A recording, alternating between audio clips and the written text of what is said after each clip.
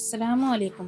सब्र, शुक्र और साफ नीयत के साथ ज़िंदगी गुजारने वाले इंसानों को दुनिया और आखिरत में इज़्ज़त तो बहुत मिलती है, मगर उनकी ज़िंदगी इम्तिहानों से भरी होती है। साथ ही साथ ऊपर वाला उनमें हर इम्तिहान में पास होने की सलाहियत भी देता है। कहते हैं बेहतर रोल बेहतर इंसानों को ही मिलते हैं, और ये बेहतर रोल अदा करते करते तजुर्बे भी ज़िंदगी बहुत देती है।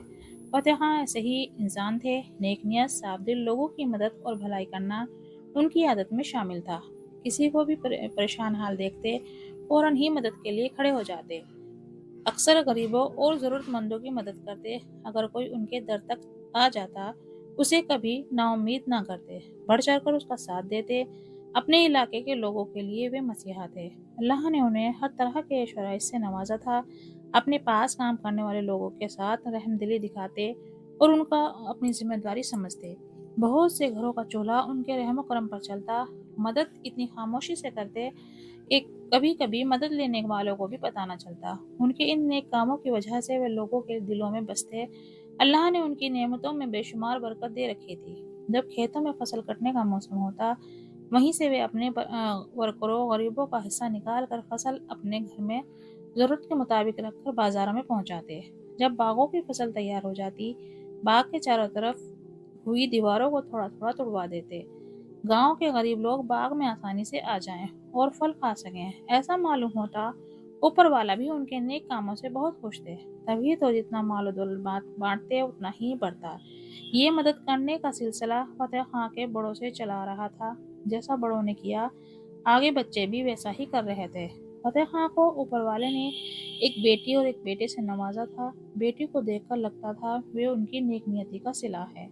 बाहया और नेक सीरत बेटी थी, और मुल्क में तालीम हासिल करने के बाद भी उसमें कोई ऐसी बात नहीं थी जो उसकी तहजीब को कम करती। नेक बाप की नेक बेटी थी।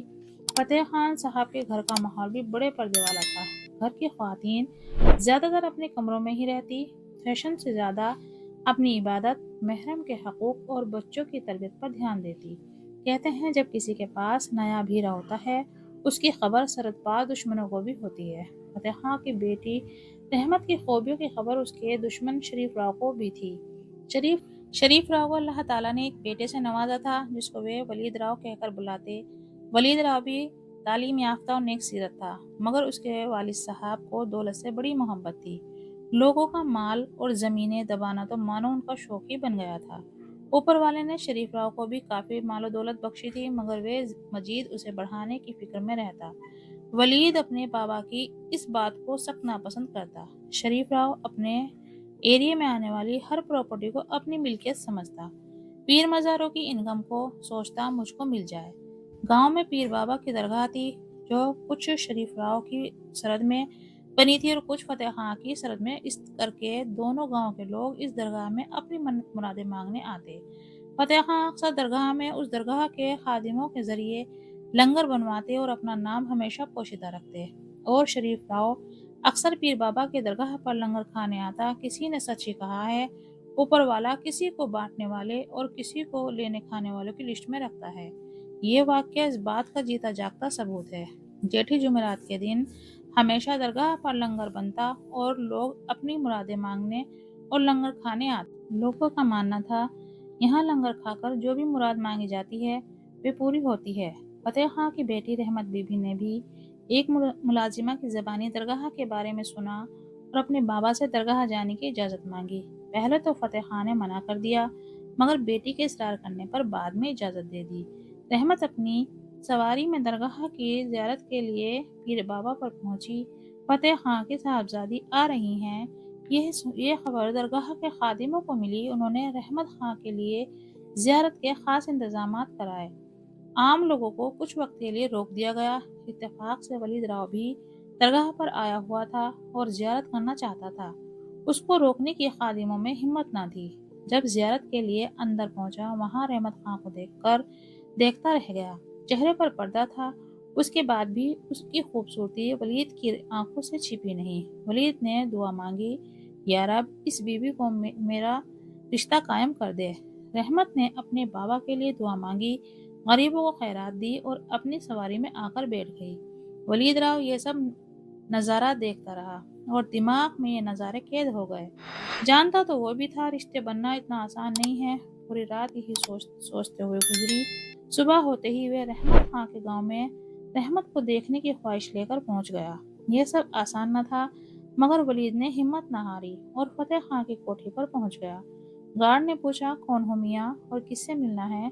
वलीद बोला, फतेह खां साहब से मिलना है। गार्ड ने बताया, वे सुबह या शाम में मिलते हैं, अब जाओ शाम में आना। मगर वलीद का मकसद तो रहमत को देखना था। वे गार्ड की नज़र बचाकर कोठी में घुसा और घुसता ही चला गया।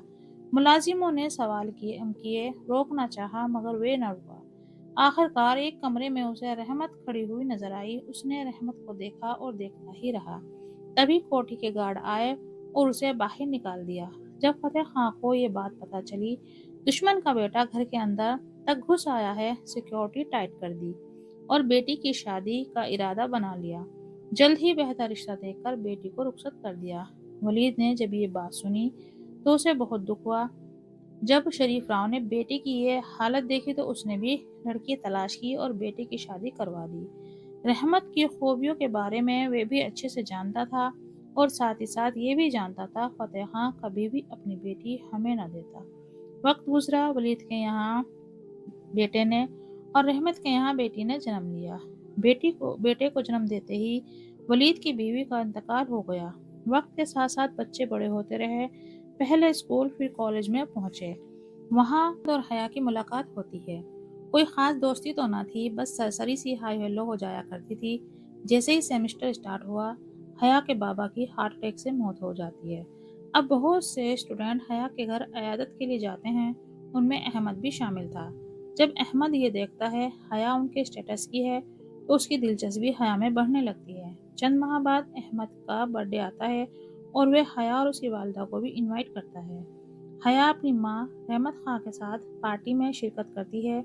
जब वलीद को मालूम होता है हया के बाबा और रहमत के शौहर दुनिया में नहीं रहे, उसके मन में फिर से रहमत को पाने की ख्वाहिश जाग जाती है और वलीद पार्टी के बाद रहमत से अपने मन की बात कहता है। रहमत खां वलीद की मन की बात सुनकर और कुछ पुरानी बातें जानकर हैरान तो बहुत होती है, मगर वलीद की इस बात से इत्तेफाक नहीं करती। मगर वलीद अपनी कोशिशों में लगा रहता है। वे सोचता है, अब तो रहमत और मेरे बाबा भी नहीं रहे जो एक दूसरे के दुश्मन थे। दुश्मनी उन्हीं के साथ खत्म हो गई। रहमत भी अब बेटी के साथ तन्हा हो गई थी। हया के कोई भाई भी ना था, होता तो अपने बाबा की जमीन जायदाद को संभालता। अब वलीद के बार बार इसरार करने पर हालात के हाथों मजबूर होकर रहमत बोली, हम अपने बच्चों से मशवरा करेंगे, उसके बाद ही कोई फैसला लेंगे। यही सब बातें करने के लिए वलीद अपने बेटे के साथ रहमत के घर पहुंचता है। चाय नाश्ते के बाद अहमद और हया लॉन में टहलने को चले जाते हैं, जो कोठी के बाहर खूबसूरत पौधों से सजा था। अब वलीद कहता है, चलो लॉन में ही चलते हैं, बच्चों से बात भी हो जाएगी। जैसे ही वे दोनों लॉन में जाते हैं, हया और अहमद की आवाज़ रहमत और वलीद के कानों में पड़ती है। वे अपनी आने वाली जिंदगी के बारे में प्लानिंग कर रहे थे। यह सुनकर वलीद और रहमत अपने बच्चों के अच्छे मुस्तकबिल के लिए दुआ करते हैं और अपना ख्याल दिमाग से झटक देते हैं। इस तरह वलीद की दरगाह पर मांगी हुई दुआ पूरी होती है, या रब इस बीबी को से मेरा रिश्ता कायम कर दे। आपको हमारी कहानी कैसी लगी कमेंट में ज़रूर बताएं और हमारे चैनल MS अल्फाज़ स्टोरी को लाइक सब्सक्राइब करें, इससे हमें मोटिवेशन मिलता है।